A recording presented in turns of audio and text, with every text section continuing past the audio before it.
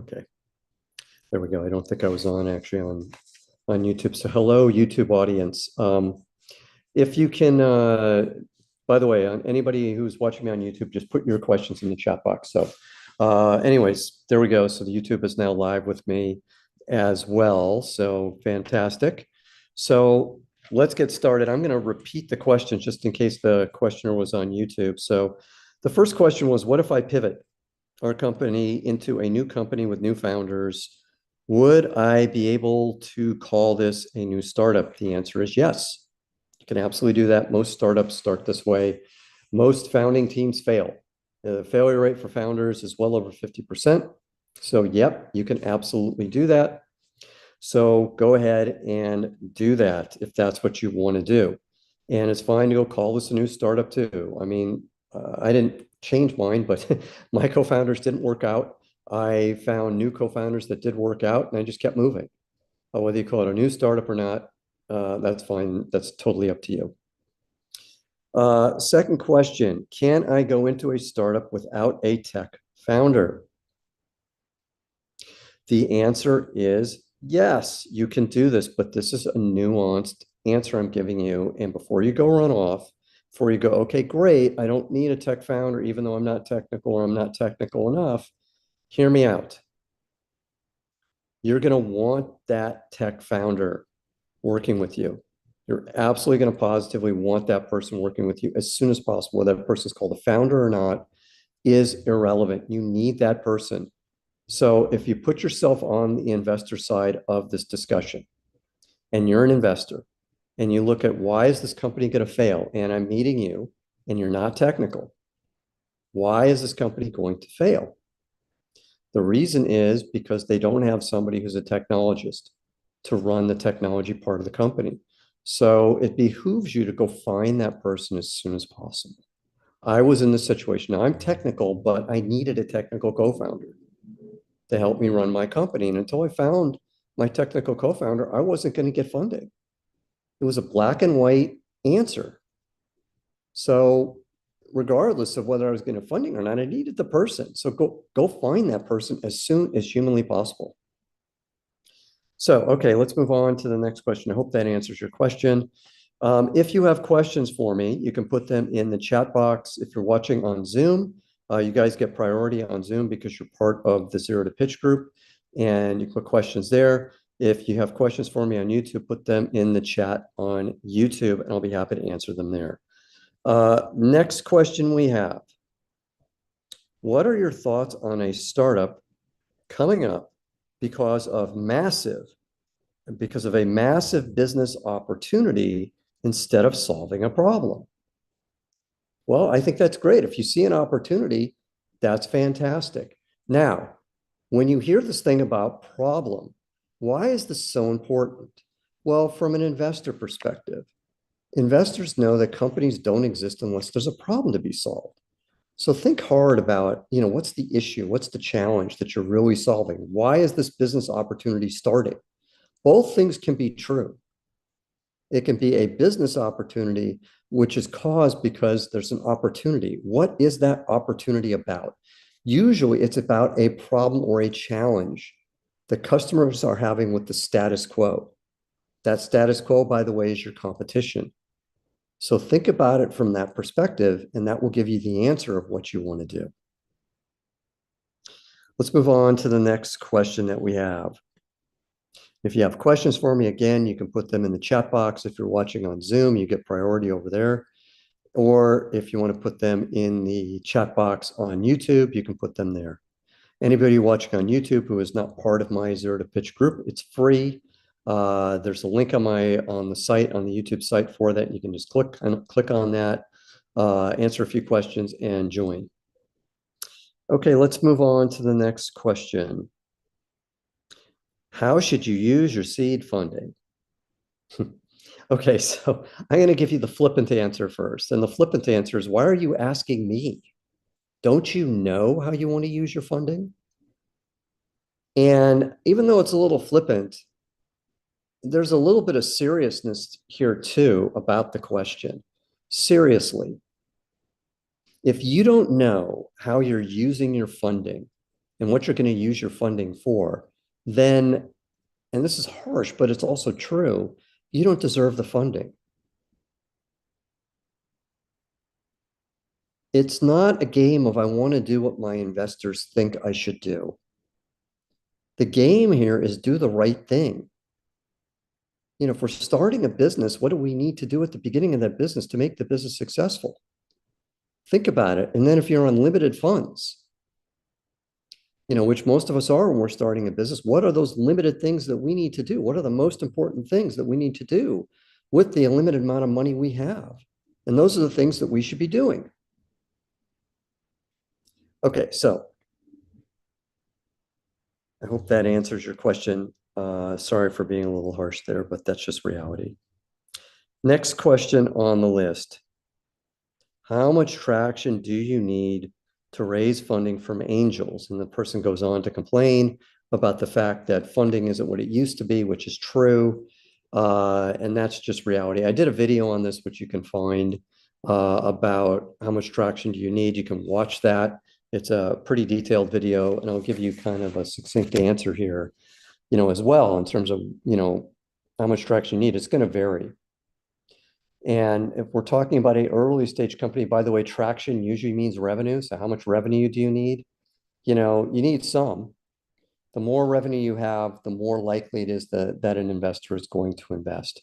The more money you're trying to raise, the more traction, which means revenue, you're going to need to be able to raise that money. That is our reality that we live in. That is what we need to do to be able to make this go. So there's some minimum amount. It's going to vary from company to company. It's going to vary from product to product, from market to market. I can't give an all size fits one answer, so I'm not even going to try. Watch the video I did on this. It kind of breaks it down a little bit more in terms of what you should do. But again, if you think the world is unfair, it is. But we've all got to live in that world, and we all have to deal with the fact that this is the way the world is. Investors are not charity services. They are not there just because. Sorry, that's just, again, the way it is. So you have to deal with your reality, and that means finding a way, which is what companies have done forever. Even companies that get funding before they have no revenue, which is what I did, by the way, have to find a way to get to that point of being able to raise the money. And sometimes it takes a long time. So what do you do in that period? You self-fund, which is what we did.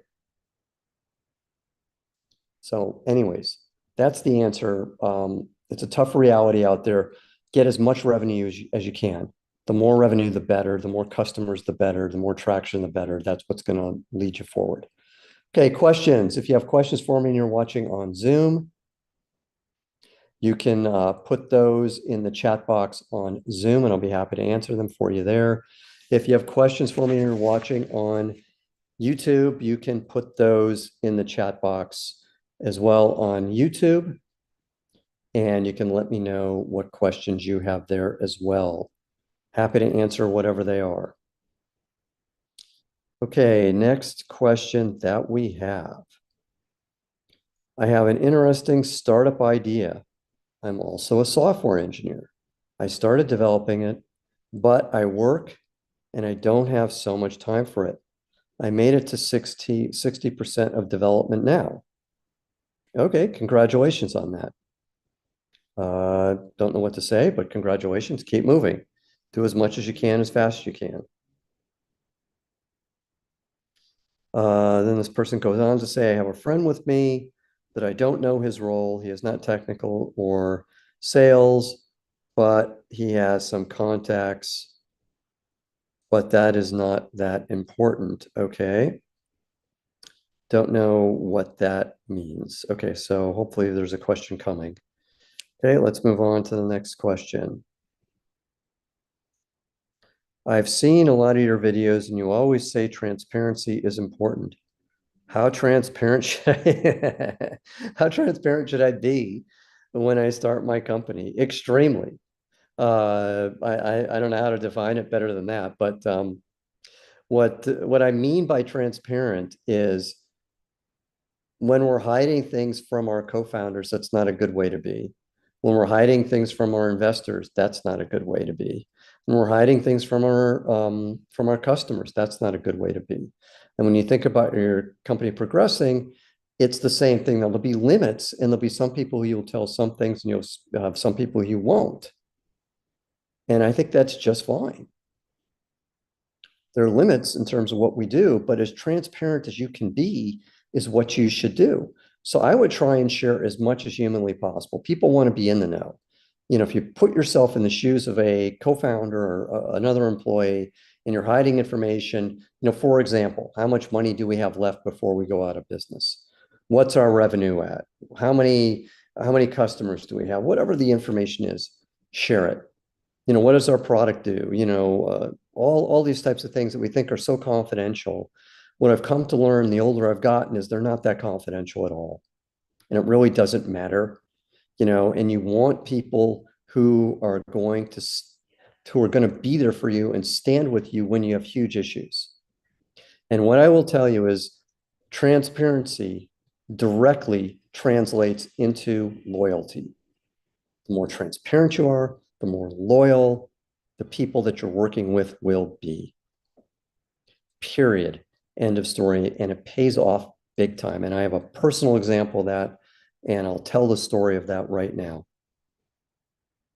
When we were raising our B round of funding for my company, and we had some challenges with one of our investors, and they decided to essentially pull their support. And we had a small amount of money left. We had 3 investors circling around us who we needed to close our round of funding. And we had a small amount of money, like I'm thinking maybe, can't remember the amount, but it was like $100,000 or so, 30 employees. Well, if you start doing the math on that, how long is that money going to last if you pay people? Couldn't afford to pay them. So we told everybody we would go to minimum wage for 6 weeks. And essentially, we let them know everything. We told them what was going on with our investors. We told them where we were at. We gave them the whole story. And we had been consistent about doing this throughout the company's life. The whole way through the company's life, we had done this. We had told people what was going on. So there was no ambiguity about what was happening with the company. So when we told the employees this, I expected, we had a company-wide meeting, and I told them everything that was going on. And I expected a lot of people to quit, just because that would just be human nature. And during this meeting that we had, the employees asked tons of really good questions about what was going to happen, what would happen after we closed our funding, how quickly could we ramp up again, blah, blah, blah, all those types of questions. And at the end, I figured I would walk off to dead silence. Well, that didn't happen. Instead, when they were done asking questions, they applauded. Blew my mind. I had to stop myself from crying. I was so moved emotionally by what happened. And the interesting thing was, do you know how many employees quit after that? 0. Nobody quit. Everybody hung in there, and we ended up raising our next round of funding. So that's the message. Transparency works. It pays off. So let's see what our next question is. I don't know my next move. Look for an investor and show them my 60% project. Continue and develop the solution alone. This goes back to this first question that was being asked about, how much traction do you need? Well, it depends upon how much money you're trying to raise. And that's part of the challenge here. So if you're trying to raise a small sum of money from friends and family, and those are your investors, go ahead, try and raise that money from friends, family, and founders. That's fine. Go ahead and do that, because the rules are different for them. But if we're trying to raise money from angel investors or venture capitalists, and you have a quote unquote 60% project, which sounds like you don't have anything yet, well, then you just got to keep going and find a way. That's the answer. I know it's uncomfortable, but that's what people have done forever, and that's what you're going to need to do. Okay. I think part of your question might got cut off, but there's a part here. Should I have everyone sign a NDA or just a PIIA? Okay, so For our non-US audience here, NDAs, I think everybody knows, are pretty universal. PIIAs are proprietary invention assignment agreement. I believe that's what that stands for. And the idea there is that anything that you develop while you're on company time as an employee, in fact, period, while you're an employee of the company is owned by the company. That company, that's absolutely something you should do. NDAs, if you want to have your employees sign NDAs, yeah, go ahead and do it. I don't think that's very useful. I never did it, quite honestly. If you want to do it, go ahead. But I don't know whether I would bother with that, quite frankly. One of the things about these types of agreements is make sure that you have everything set up properly by an attorney. It's well worth the money of doing this to get these types of things done right. Directionally, what you're trying to do is correct. But I personally would prefer making sure they have these things done properly with an attorney. Okay, our next question. If you have questions for me and you're listening on Zoom, you can put them in the chat box on Zoom or even the Q&A box on Zoom and I'll find them. If you are watching me on YouTube, you can put them in the chat box on YouTube. And if you want priority for your questions to be answered going forward to my YouTube audience, sign up for Zero to Pitch. It is free. It is my free community for startup CEOs. Lots of great stuff going on there. Plus, you get priority on my Ask Me Anythings. And there's a link to that community on my site on YouTube. You can click on that and go subscribe. All you need to do is answer a few questions and then you'll get admitted. Okay, the next question. Hi, Brett. 4 months before my launch, when do you think it is a good time to start the pre-launch marketing, etc.? I was thinking a month from now on, and also how to deal with competition in the early days. Okay, so let's answer the first question, which is when should you start your pre-launch marketing? That's a hard question to answer because I don't have the specifics of your business, but you don't want to, on the one hand, you want whatever money you're going to spend to go to something useful. So you want to make sure you're getting bang for the buck, so to speak. So if that's a month from now and you think that's now, and I guess you're 4 months away now, and you think there's utility in starting to get everything revved up and ready to go, then great, then go ahead and do that. If you think it's a month from now, go ahead and do that. And that's kind of what you're describing to me is, hey, I think it's a month. So go ahead, do it. That's what I would tell you to do. It's really hard to answer the question because I just don't have the specifics of what you're doing. Use your instincts. Make sure the money isn't being spent frivolously. That's what I would tell you. Okay, next question. What do you mean? How big is the opportunity on the problem and solution executive summary in the pitch deck? How big the opportunity is, what's the total available market for what you're doing? That's what I mean. Or if you want, you can use served available market, but it's really the market for your product. That's what we're trying to tell people. So I hope that answers your question, but that's what the question is. The idea is we're trying to size for people very quickly. If you're an investor, what do you want to know? Super quick. I want to know, what is the problem that you're trying to solve? I want to know that very quickly. I want to understand it very quickly. I don't need a huge amount of technical detail, but I want to understand that super fast. And if I understand that very quickly in terms of what's the problem you're trying to solve, and I understand how quickly how big you think the opportunity is, then I've got two big pieces of the puzzle instantly in terms of understanding how big you think it is and what you're trying to do super fast. And then I can decide whether I'm interested or not based on that.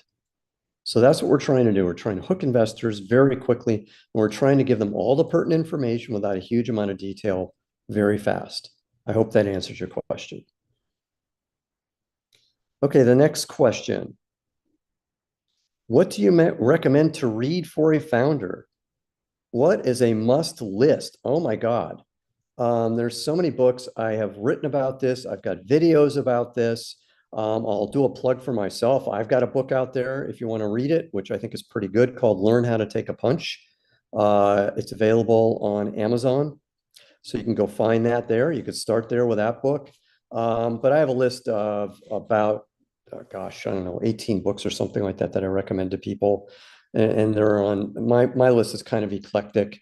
There's a video on this that I did, I believe, earlier this year on what books to read. So you can go through that on YouTube if you'd like.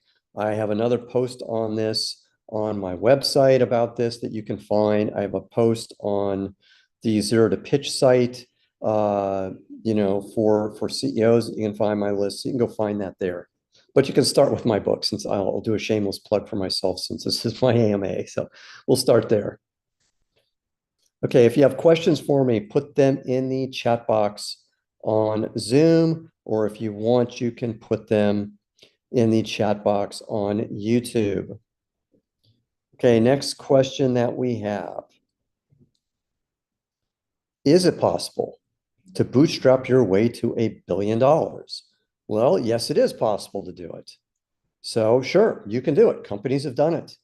In fact, in the video that I just came out with today, one of the companies that I list in that that I talk about in today's video is a company called DigiKey, has bootstrapped themselves to be $2.3 billion in revenue. So yeah, you can do it. It's very possible. The pluses and minuses of raising funding are out there. You can read about them. I've got posts on them.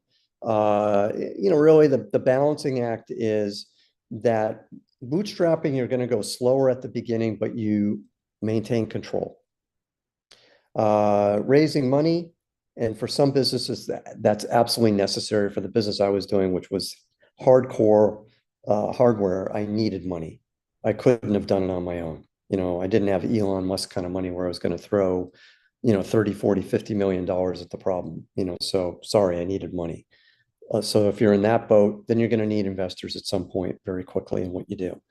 But if you're doing software or software-ish businesses or whatever that doesn't have a huge amount of capital requirements at the beginning, and you want to start with your own money or your founder's money and your money to start off with and grow to $1 billion, absolutely. Because at some point, as the business grows, there's enough cash being generated by the business that we don't need investment because the cash is funding the business over and over again.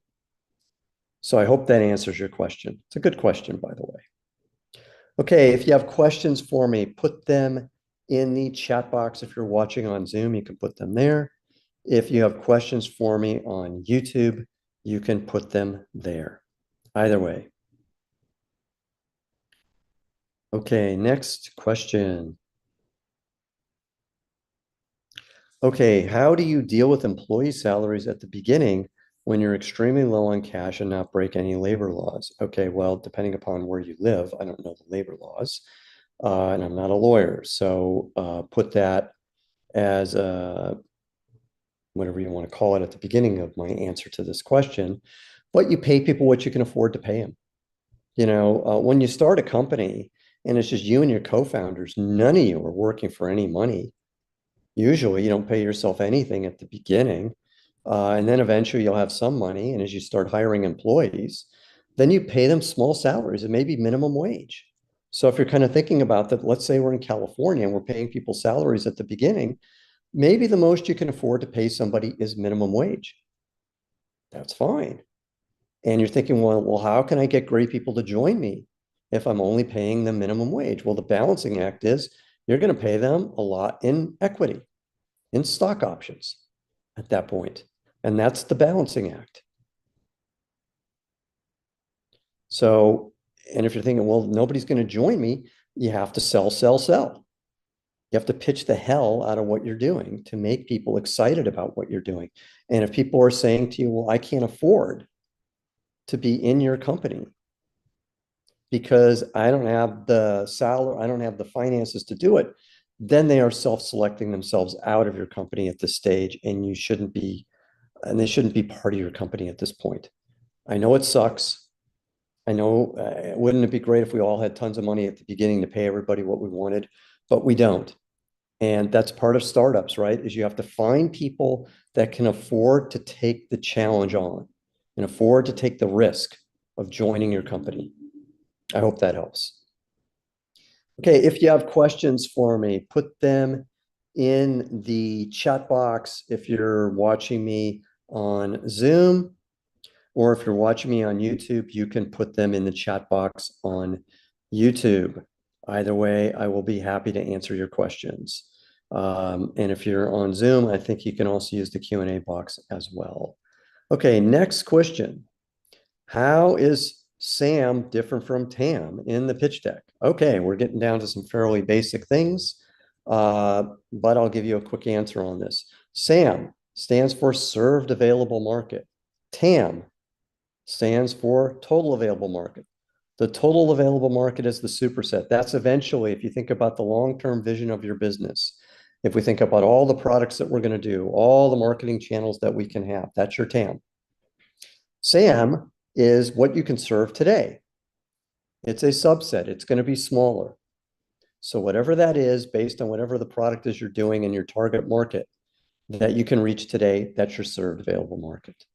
I hope that answers your question. Okay, let's move on. Any questions for me?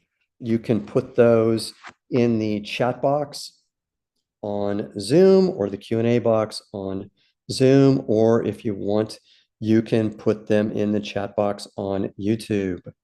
Let's see what we got. Okay. Okay. All right.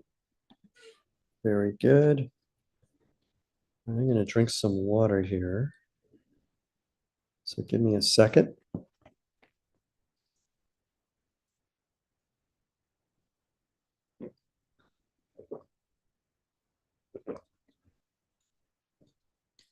All right. Well, right now we don't have any questions. So if we don't have any questions, and it always works. The minute I say we don't have any questions, a question pops up.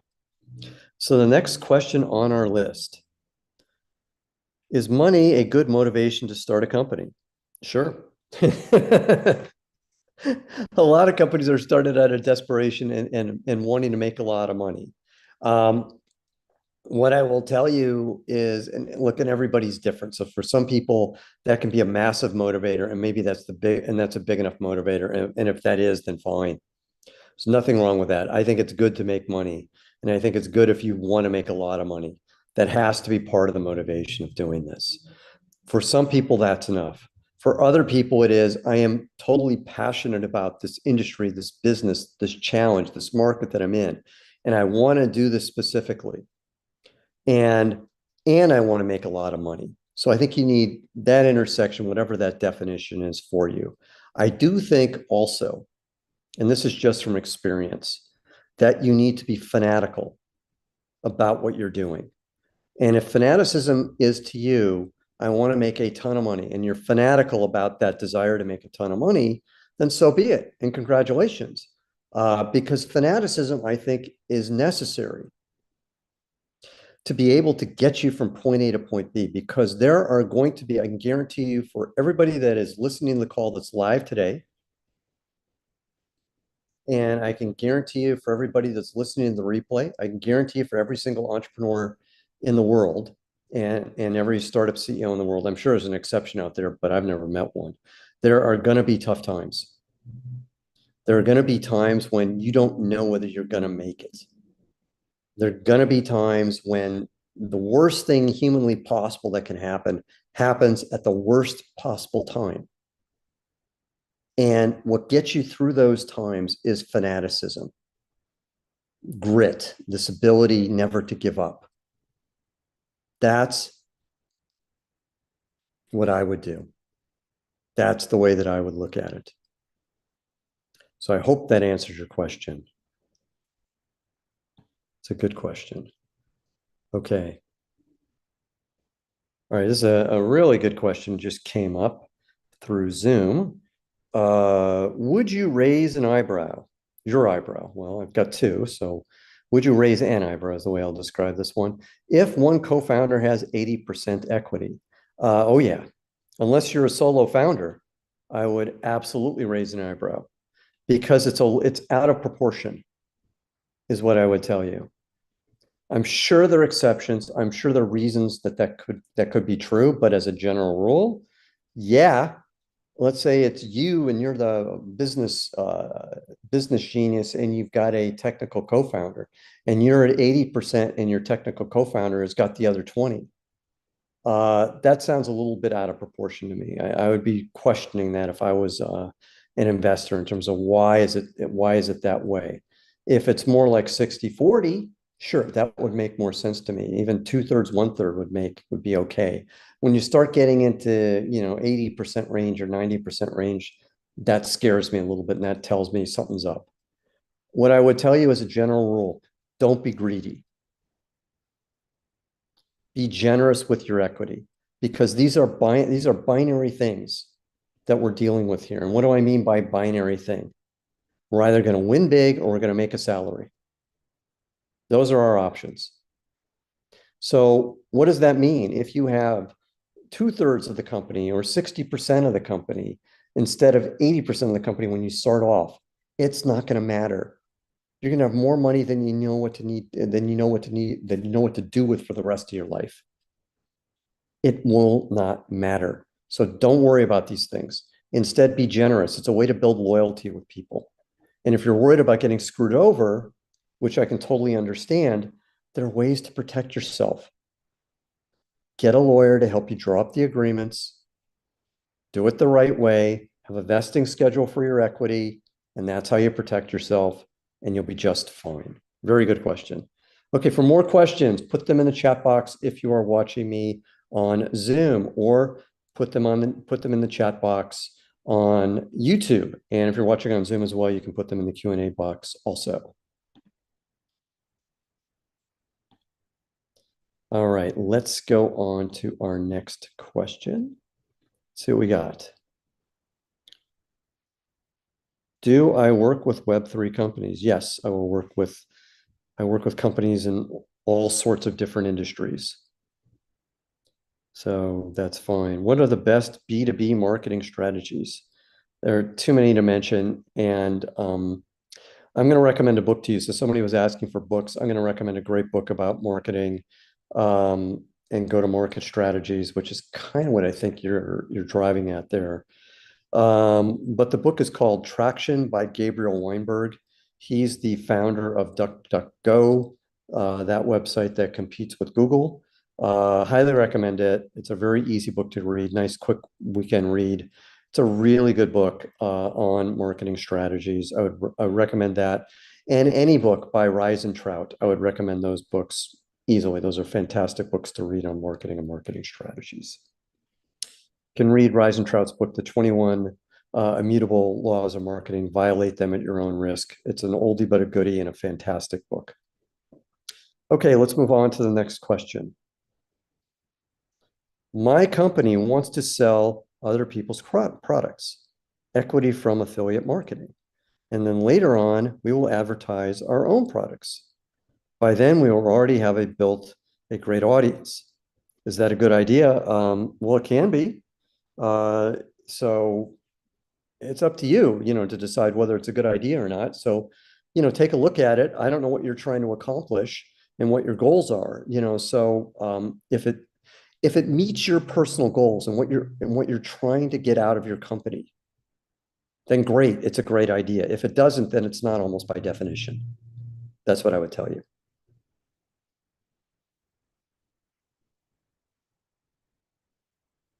Okay, next question. How does OpenAI Chat GPT have 11 founders? How could the equity be split up? Quite easily. I was with a company, most successful company I've ever been involved with. It's a company named Maximum Integrated Products. We had 10 co-founders in that company. I wish I was one of them. So you can have as many as you need. There are no rules with this. I had 5 founders, including myself and my company. It does not matter. I know that there's this basic thought, it should be me and maybe 1 or 2 more co-founders. Great, if that works out, that's fine. if OpenAI had 11, I didn't realize they had 11, by the way, but let's just assume that's true, and it worked for them, and it seems to be working for them pretty well. And I think Sam Altman's a pretty smart guy, and he knows what he's doing. Then fine. It's just a matter of whatever makes sense in your particular situation. That's what you should go with. There are no rules. That's the point. Okay, then you go on to say, I'm getting all the news from you, Sonny. Most of OpenAI founders left this week. What happens with the cap table equity now that they've left? Okay, that's an excellent question. Well, it's all a matter of how much of their equity has vested. If they are founders, and there's a difference, by the way, between stock options and the equity that you get as a founder. Typically, as a founder, you do not have to purchase your equity. Stock options, the employee, when they leave the company, they have to purchase the equity. So now it's just a matter of how much of that equity has vested. So if let's say that one of the co-founders had 5% of the equity and they've been there for 2 years, typical 4-year vesting schedule, then probably they have 2.5% of that equity minus, whatever they've been diluted down to from all the rounds of funding that they've got. So let's say that they have, now they're down to let's say they're down to 1% or whatever. That's their equity. They own it forever. The rest of the equity typically will get retired or put back into the equity pool, of stock that they have outstanding. So, what would happen then is if, that 1% will go away and then everybody's equity would increase then by that 1%. It's a simple way to think of it. Okay, so I hope that answers your question. It's a good question, by the way. Also, part of this depends upon the bylaws of your company in terms of how you deal with these things. It's all written in your bylaws, all this stuff. Okay, next question. By the way, if you have questions for me, please put them in the chat box.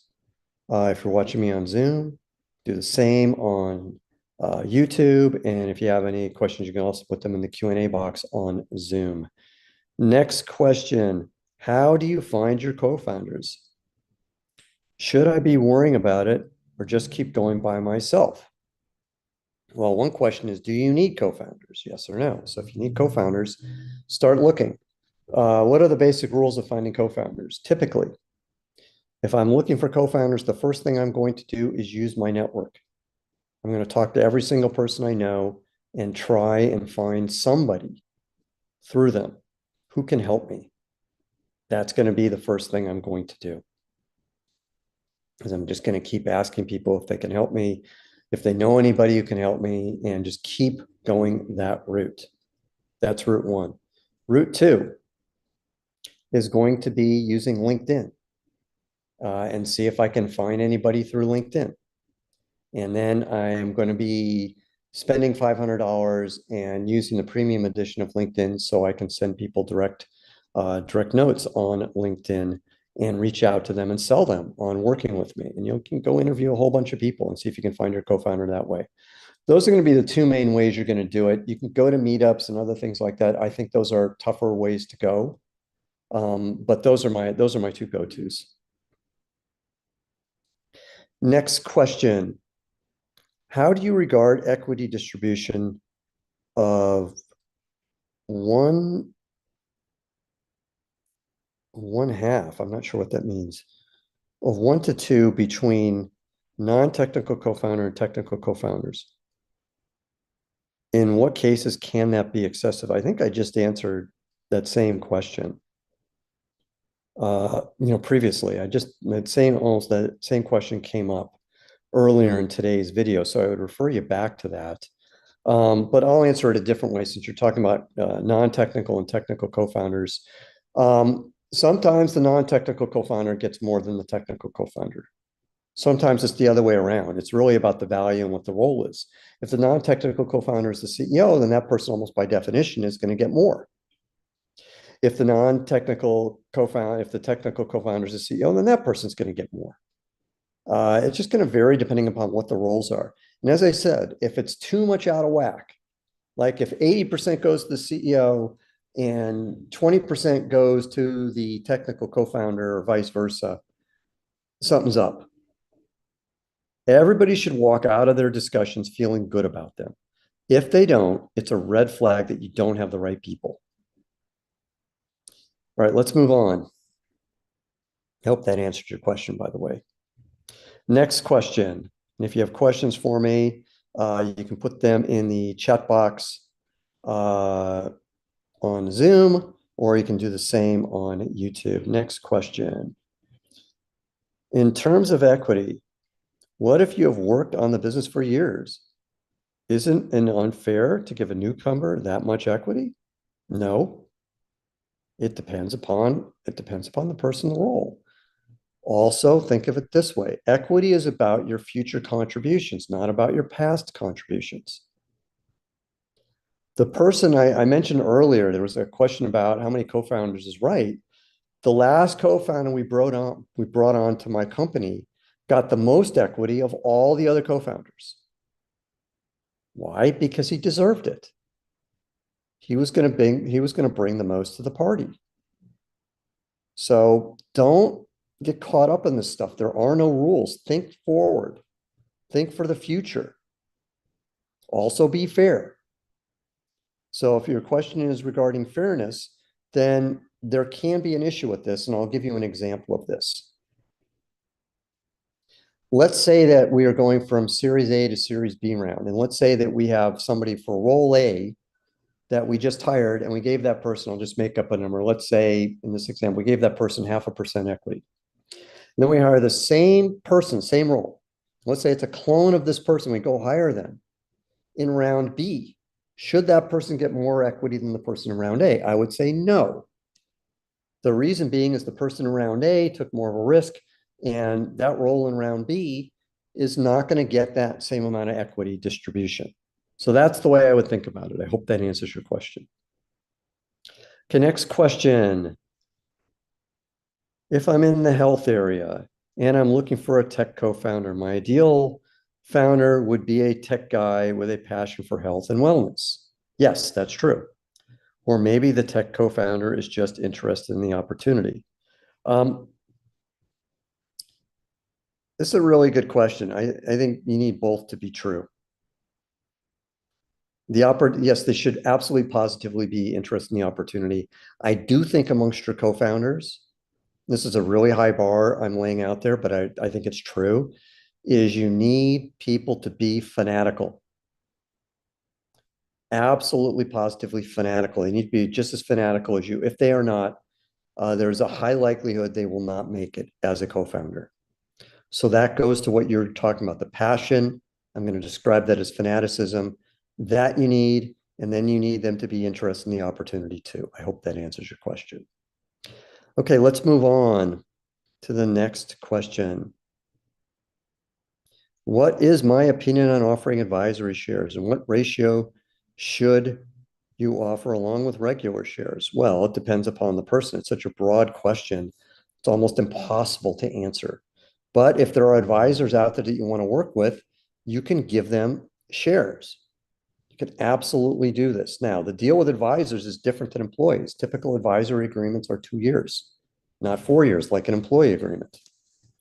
And depending upon the advisor, if they are godlike status, and I truly mean this, godlike status, maybe they would get 1%. And I'm thinking like Elon Musk kind of godlike status, somebody who's just an industry icon. Otherwise, the range is going to be between 0.25% to 0.5%, 0.25% if they're just lending their name, 0.5% if they're really involved in the business. Hope that answers your question. Next question. Picking a startup with technology that could be used by many different markets.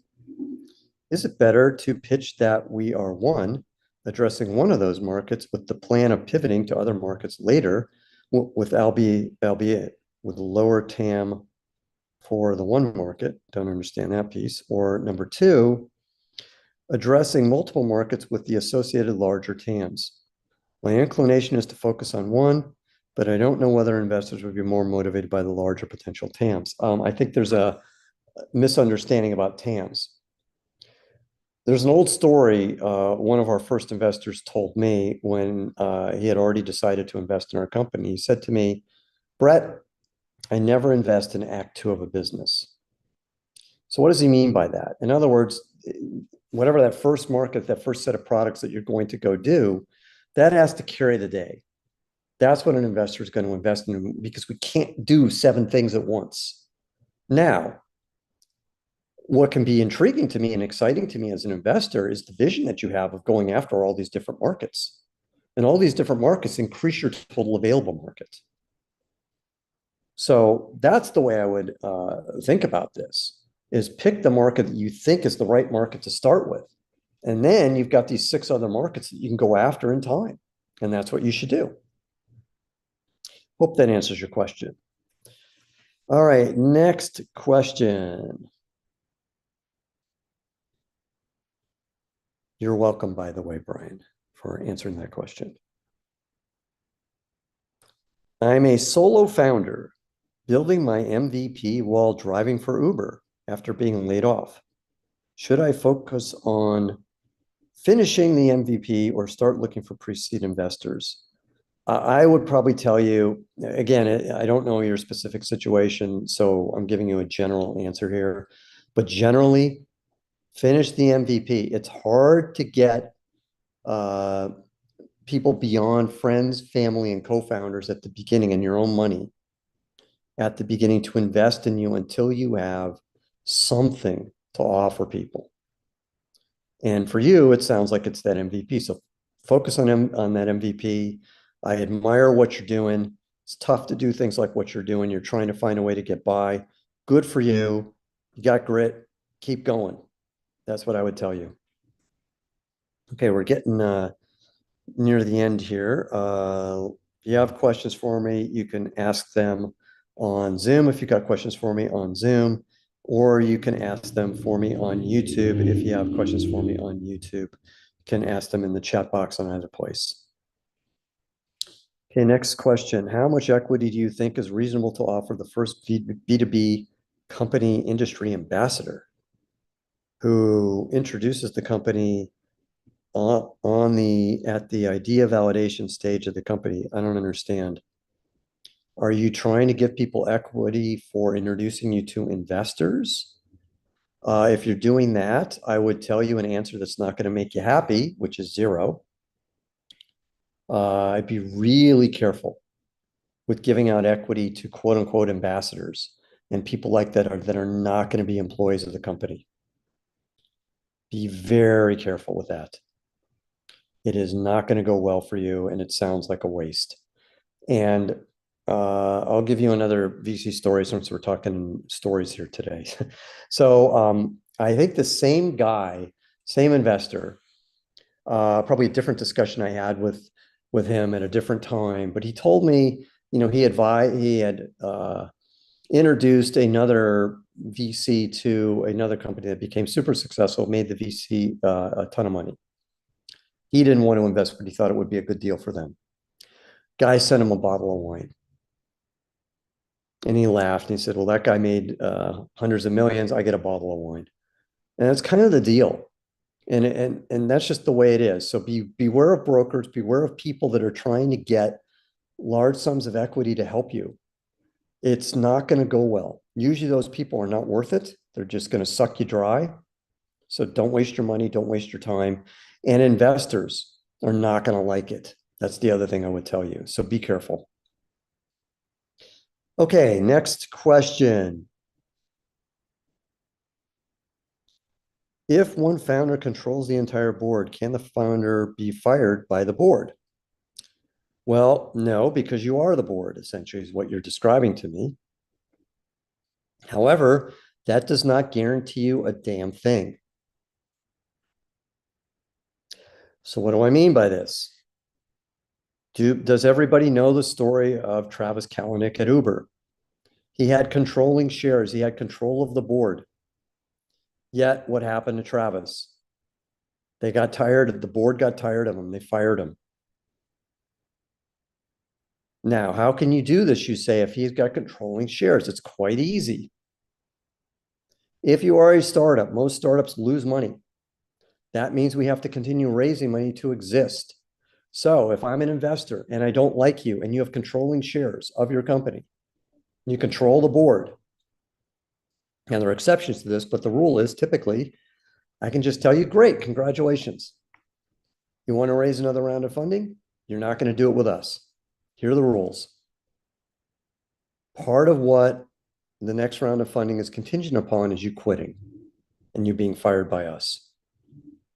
That's the deal. That's what happens. That's reality. So if you're thinking, I need to control the board, I need to do all these things, that's not going to save you. What's going to save you is execute. Do a great job. Then your investors are never going to want to fire you. And by the way, it's not the board that controls the company, it's the investors that control the company. The investors are the one with the money. Follow the money. That's the answer.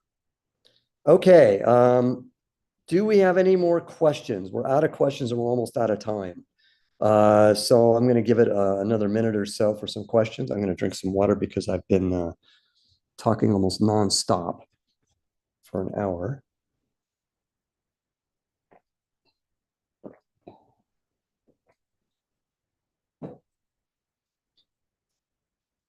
All right. Let's see if we have any more questions coming.